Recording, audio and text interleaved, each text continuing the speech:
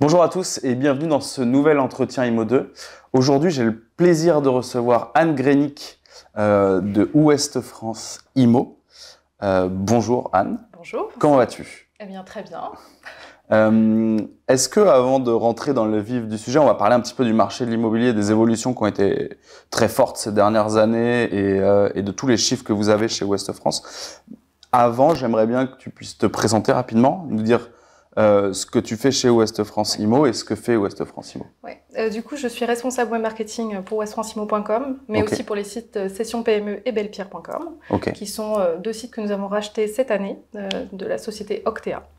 Et donc, mon rôle, en fait, c'est d'améliorer le tunnel de conversion globalement pour apporter un maximum de leads aux professionnels de l'immobilier. Donc, toi, tu as le nez dans les chiffres, donc c'est quelque chose que tu maîtrises et tu vois les évolutions et tu vois les tendances, si ça, pour telle ou telle typologie de biens, il y a beaucoup d'acheteurs, moins en ce moment et compagnie. C'est vraiment des choses que tu sais. Je reviens juste sur deux éléments. Tu as parlé de session PME et de Bellepierre. Oui. Session PME, je comprends plus ou moins. C'est donc du coup du professionnel de l'entreprise. Oui, du fonds de commerce, de l'immobilier professionnel. Ok. Et Bellepierre, du coup Bellepierre.com, du coup, c'est un site immobilier de luxe qui propose donc à l'achat des biens exceptionnels sur la France entière. Du coup, les annonces qui sont sur ces sites-là sont aussi sur Ouest France Imo, j'imagine? Pas encore aujourd'hui. Pas encore, d'accord. Puisque ce site est tout nouveau, puisqu'il est en ligne depuis juillet de cette année. Et donc, on commence à envisager justement des évolutions pour faire du cross-site et proposer en effet les biens sur les deux sites. Ok, bah vous nous tiendrez au courant là-dessus. Du coup, Ouest France Imo, donc c'est toute typologie de biens. Vous êtes leader sur le Grand Ouest. Oui. Ça représente quel bout de la France, là où vous êtes vraiment très présent? Alors notre zone, en fait, donc, on va dire que ça passe par la basse Normandie, en passant par la Bretagne et puis les Pays de la Loire. Pas plus bas? Ça s'arrête à La Roche-sur-Yon, en dessous encore? Voilà, jusqu'au Sable d'Olonne.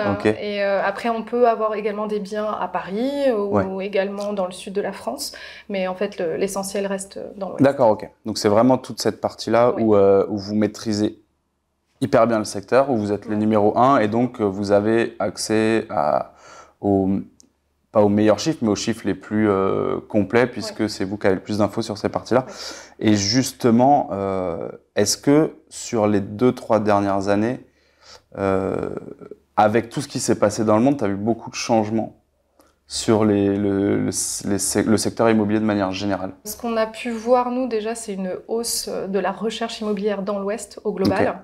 Une explosion des prix qu'on connaît partout en France, mais particulièrement nous dans les métropoles, à Rennes, à Nantes, mais aussi dans les villes moyennes qui ont été extrêmement attractives, justement peut-être aussi pour les personnes qui ne pouvaient pas accéder à Nantes ou à Rennes, qui sont des grandes métropoles, mais des villes secondaires comme Angers, Caen, etc., qui ont été très attractives. Et du coup, c'est de l'ordre de... Est-ce que tu as des chiffres que tu peux nous partager justement sur ces hausses pour...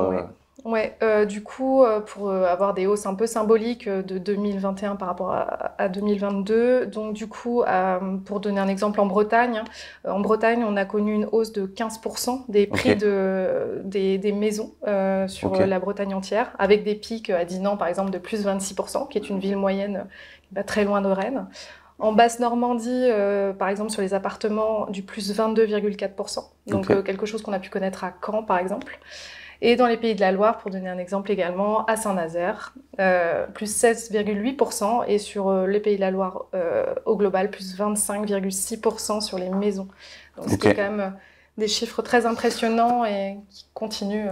C'est des grosses hausses de prix. Complètement. Et surtout partout, en fait, quelle que soit la typologie de biens et de villes, parce que Dinan, c'est pas Caen. Non, que ce soit côté rural ou littoral ou métropole ou ville moyenne, on a vu en effet des chiffres exploser. Surtout un 15% sur la Bretagne. La Bretagne, c'est assez grand. J'ai déjà été au bout de la Bretagne en voiture, c'est long. Le bout du monde. Mais oui, complètement. Et en fait, c'est aussi des prix qui sont tirés donc, par les grandes villes, mais aussi par le littoral. Quand on voit... C'est moins marqué dans le centre dans Bretagne, centre, même si on a vu des hausses, parce que Dinan, c'est pas le bord de la mer, mais pour autant on voit des hausses. Mais en effet, c'est drainé par des villes comme Vannes, Lorient ou encore Saint-Malo, qui connaissent aussi des croissances à 2 chiffres et puis les plus fortes augmentations. J'ai vu qu'il y avait aussi de grosses augmentations sur Quimper aussi, il me semble que ça bougeait. Alors, je ne sais pas si tu as les chiffres, mais... du coup, sur Quimper, sur les appartements, c'était du plus 36%. Ah oui, ouais, voilà. Ça m'avait marqué. Une ville étudiante, très dynamique, qui a attiré beaucoup de nos amis parisiens aussi. Donc, Parce que c'est ça le sujet, tu penses, c'est que les Parisiens peuvent se déporter dans les grandes villes et même dans les villes de taille plus moyenne. Oui, complètement. Que ce soit Rennes, Nantes ou justement un Quimper ou alors un Angers ou un Caen, ce sont des villes qui sont devenues attractives pour plusieurs facteurs et notamment avec, on en reparle, le Covid, s'est posé la question du changement de vie et de fait qui est devenu possible grâce au télétravail, parce que finalement le Covid a ouvert ses portes. Et justement, est-ce que c'est une tendance qui continue, c'est-à-dire que effectivement, il y a eu le Covid qui a été comme un déclencheur. J'allais dire un coup de poing, mais vraiment quelque chose d'assez fort dans la manière dont ça a été fait. Mais est-ce qu'aujourd'hui, cette tendance, elle continue justement avec le télétravail? Est-ce que vous ressentez ça? Il va y avoir toujours un attrait pour ces grandes villes Alors, je pense qu'il y a toujours un attrait pour les grandes villes parce qu'elles sont bassins d'emploi extrêmement dynamiques, sur les métropoles notamment. Après, peut-être que on commence à voir des articles justement autour de ça, comme quoi des villes moyennes ont été une espèce d'Eldorado justement pour venir s'installer, et qu'aujourd'hui, peut-être en effet, il y a peut-être des personnes qui connaissaient Paris et qui sont allées s'installer comme à Angers par exemple, et qui aujourd'hui peut-être se disent qu'il y aurait peut-être un retour possible à la capitale. Et du coup, tu sens un ralentissement d'attrait de ces villes type Angers, type Caen Il y a toujours une attractivité parce que en fait, ça reste toujours moins cher justement que ces villes dont je vais répéter le nom plusieurs fois, Rennes et Nantes, et qui sont proches de la capitale. Mais ce qu'on ressent surtout, c'est qu'il y a un ralentissement de la hausse des prix. Et du coup, peut-être aussi pour les futurs acheteurs, donc peut-être des nouvelles opportunités pour s'installer, le retour de la négociation. Donc, ce qui est intéressant, c'est de constater qu'il y a il y a toujours une hausse des prix, donc il y a toujours un attrait, mais c'est en ralentissement, et qui est lié aussi au fait que peut-être certaines personnes ont pris des décisions trop rapidement, que le télétravail n'est plus aussi simple que ça. Selon toutes les entreprises, que finalement le temps de trajet est plus long que prévu et compagnie. Comment l'agent immobilier il peut s'adapter justement à cette situation et conseiller correctement son client pour mieux l'accompagner dans cette transition justement? Un des conseils qu'on peut donner justement, c'est d'être accompagnateur de cette installation finalement, parce que l'acheteur va un peu dans l'inconnu. Il a lu des articles sur la ville comme Angers, Caen ou Rennes, et il s'est dit que c'était une bonne idée de s'installer, mais en même temps il veut être rassuré parce que peut-être qu'en effet ces allers-retours à Paris, Angers, ça va commencer à être fatigant. Maintenant on va se dire on va regretter, repartir, et finalement peut-être que si l'agent accompagne, explique finalement que la ville est extrêmement dynamique, qu'il y a des investissements qui se font côté des infrastructures, que justement des entreprises s'installent, ça peut également rassurer l'acheteur et puis le faire finalement rentrer pleinement dans son projet, et puis pour un plus long terme, quoi. En gros, ce que tu dis, le conseil que tu donnes, c'est que les agents immobiliers qui sont sur ces secteurs-là, qui vont être confrontés justement à des acheteurs moins sûr qu'à l'époque où on a pris une pandémie mondiale sur la tête, c'est de maîtriser les chiffres du secteur, d'emploi, de connaître, de pouvoir rassurer les gens qui viennent pour qu'ils puissent se projeter dans la ville et qu'ils se disent, au pire, si on coupe le cordon avec Paris, c'est pas grave, ce sera plus simple pour eux de se projeter. Exactement. Donc aujourd'hui, il y a un vrai besoin de connaître très bien son secteur, et notamment sur le côté dynamisme, et de prouver l'évolution du dynamisme, chiffres à l'appui, connaître les employeurs qui embauchent, l'évolution du nombre d'offres d'emploi sur le secteur, et ainsi de suite. C'est intéressant, j'espère que ça va aider nos amis agents immobiliers. D'ailleurs, je pensais à quelque chose, je me dis, est-ce qu'il n'y a pas aussi un sujet à faire une meilleure découverte client pour être sûr que l'acheteur va aller jusqu'au bout de son projet? Parce que j'imagine qu'il doit y avoir un peu plus de casse qu'avant, au vu de ce que tu me dis. Ouais. Alors après, là, c'est la découverte client classique, voir quelle est, en effet, est-ce que la personne s'est renseignée sur les transports, justement sur le poids quotidien que ça peut être, la migration pendulaire tous les jours, voilà, entre Paris, Angers, Paris, Rennes.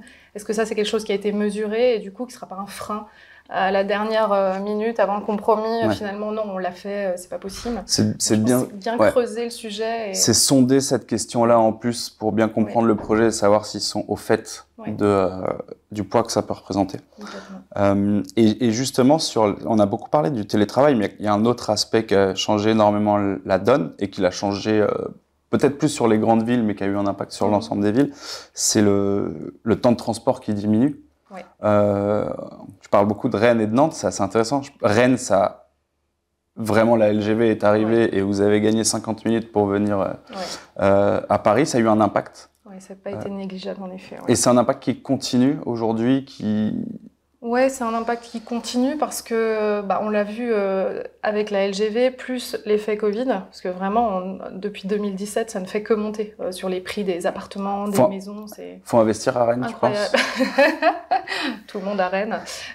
Oui, alors après c'est plus aussi intéressant forcément que ça l'a été il y a 10 ans.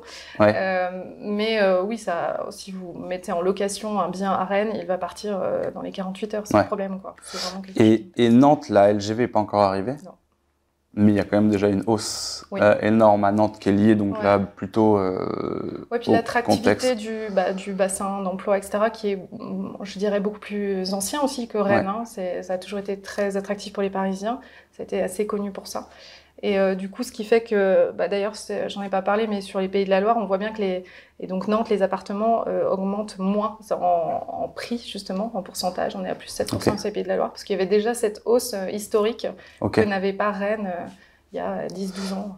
Mais on peut s'attendre à un petit coup de fouet le jour où ça va arriver et ça va être beaucoup plus fort. C'est intéressant de se renseigner aussi sur ces aspects-là, des choses techniques pour se projeter, pour accompagner le client là-dessus, qui va avoir en fait des questions là-dessus et l'agent immobilier doit connaître le calendrier.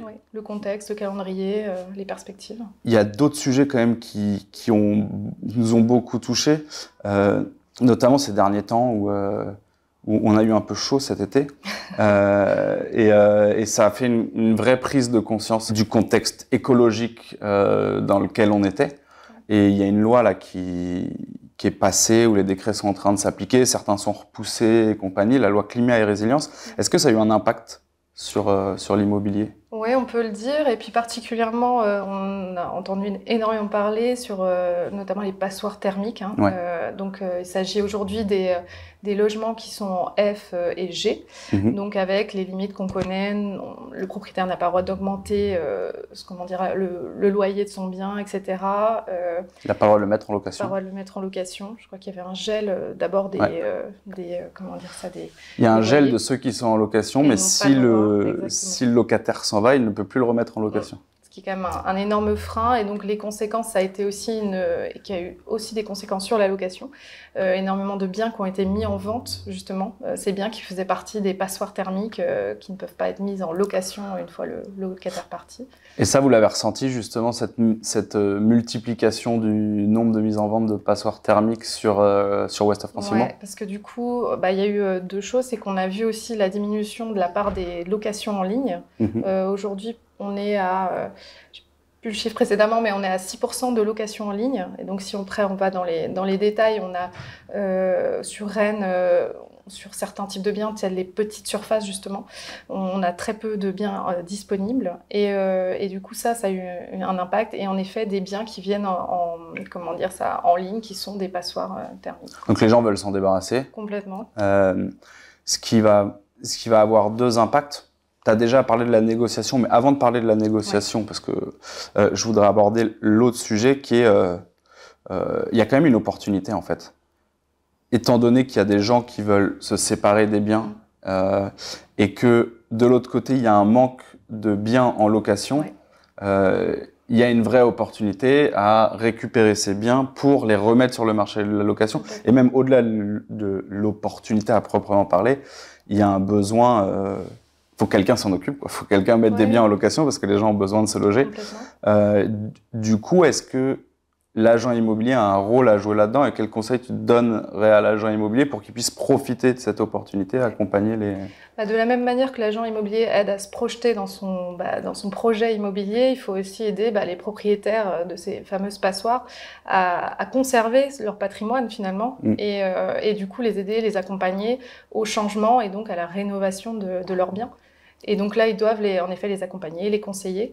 Et ce qui sous-entend finalement de leur côté aussi partir dans une formation pour s'adapter justement aux contraintes de cette loi et puis finalement s'adapter au changement climatique. Donc se former sur les sujets de la loi climat, déjà connaître le calendrier et sur la lecture du DPE. Et aussi sur les possibilités de rénovation pour pouvoir les chiffrer, pouvoir accompagner le client, proposer les calendriers. Alors quand on est dans des biens en copropriété, il y a les calendriers de copro à mettre en place. Donc se former, mais dans un premier temps pour ceux qui font de la gestion locative, pouvoir accompagner les clients pour garder les biens dans leur parc de gestion locative et pas perdre trop de rémunération là-dessus, et aussi pouvoir accompagner les investisseurs qui vont arriver sur le marché avec cette envie de participer à la rénovation énergétique des logements. Tu me parlais de la négociation. Il y a un ressenti de plus de négociations sur les biens qui partent peut-être un peu moins vite aussi. Oui, surtout sur des villes où la tension est un peu moindre. Donc, j'ai pas mal parlé d'Angers, mais ça en fait partie. Où en effet, il y a un frein à l'augmentation des prix et pour tout ce qu'on a dit, c'est-à-dire que, en effet, peut-être que des gens remettent leurs projets, etc. On est aussi sur la fin de l'euphorie post-Covid où tout le monde a voulu changer de vie, acheter un nouvel appartement, une nouvelle maison.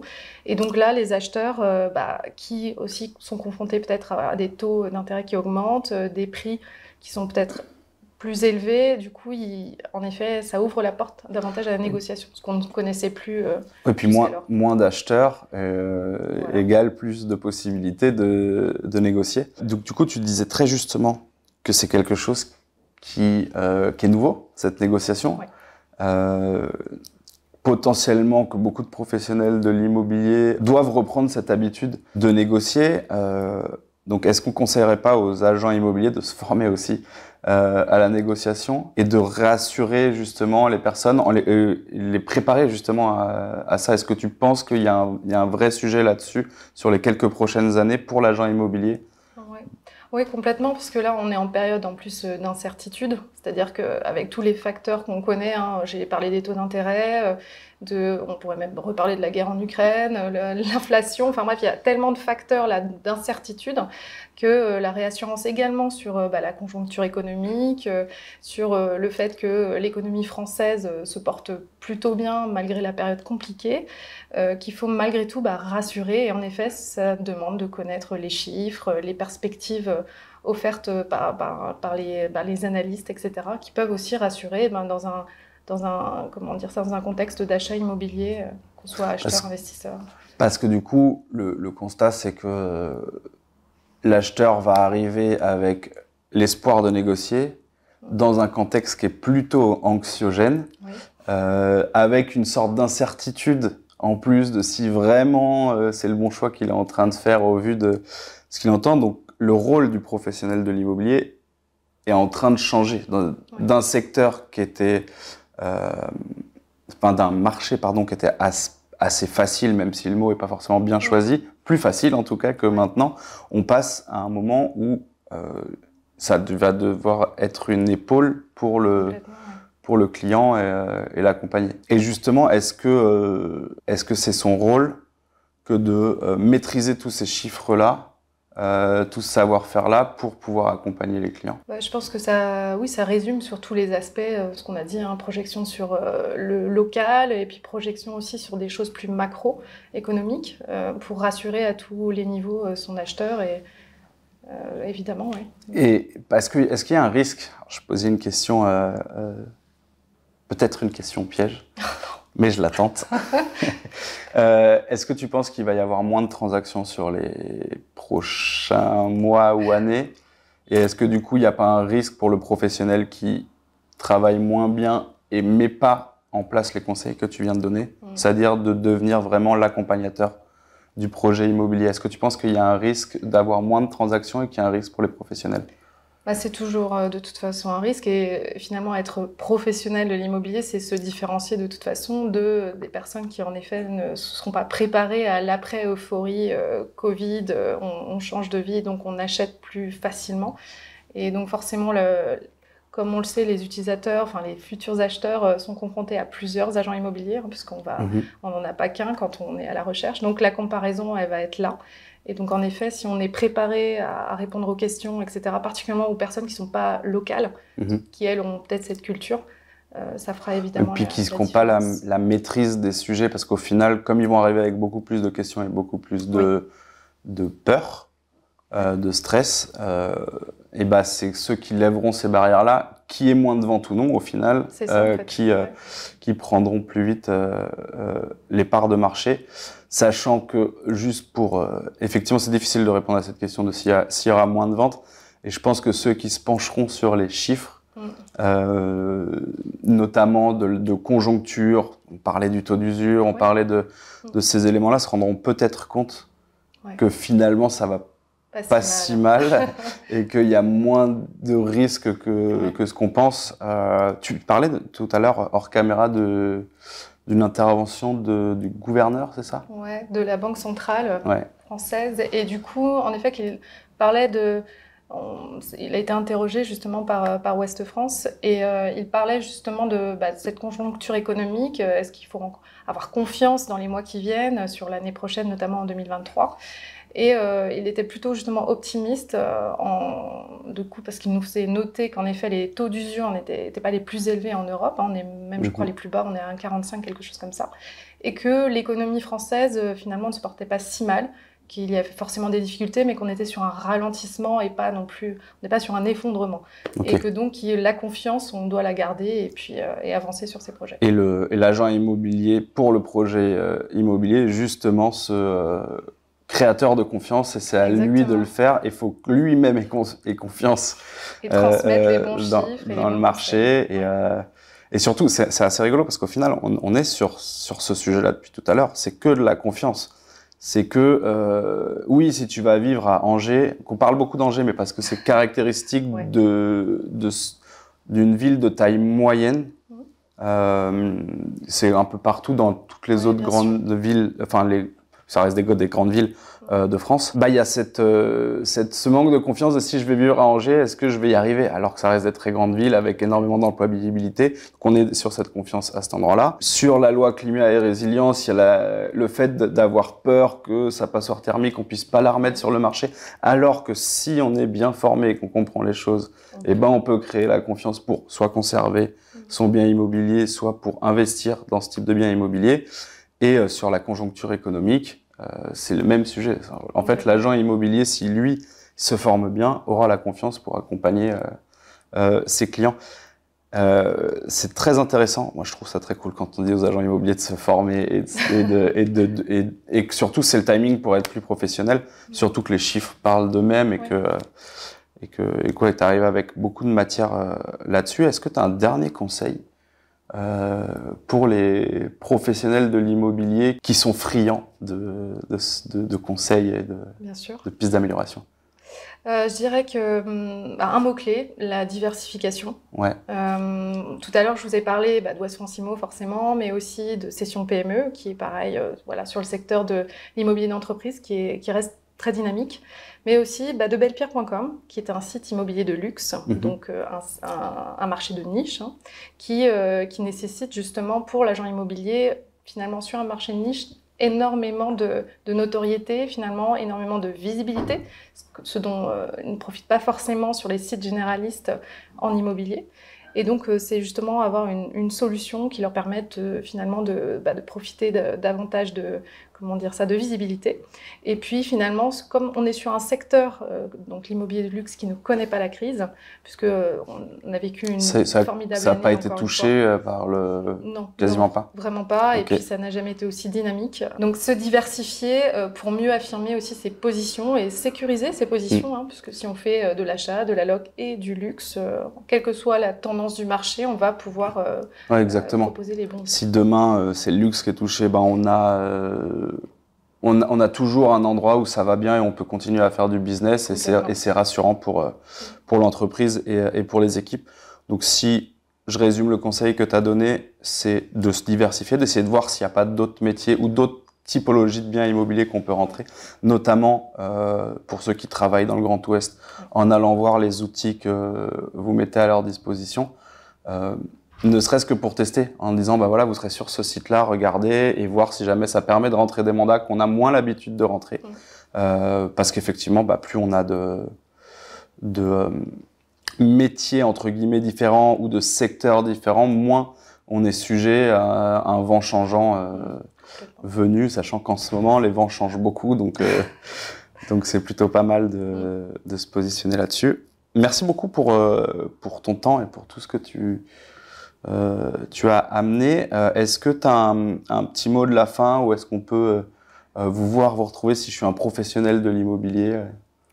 Un petit mot de la fin, je reviendrai avec des nouvelles à propos de bellepierre.com, ce petit nouveau dans le marché du luxe qui va certainement faire parler de lui. Ok. Voilà. Très bien. Eh ben, on reste en veille. Merci beaucoup pour ton temps et à très bientôt. Et à très bientôt à tous les gens qui ont regardé la vidéo jusqu'au bout.